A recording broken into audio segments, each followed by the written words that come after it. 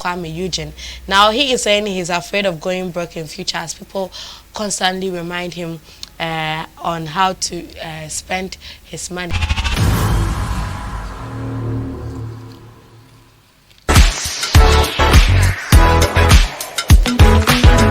What's up? Yeah, that comes. That was me. Nankasaniska wa brewenya what's name fifi wenya no. People are always constantly telling him how to spend his money. I mean how? We being a ska na I will never be catching there. Spend who's gonna day. Well, a popular Ghanaian singer Kuami Eugene, known in real life as Eugene Kuami Mafo, has spoken about his life after attaining the spotlight as a celebrity. Now, the multiple award-winning singer emphasized that since he became a celeb, he's constantly been advised by people on how to use his money for a profitable venture. He stated that he's afraid of going broke as elderly persons constantly remind him that he might go broke shortly when the name is no more.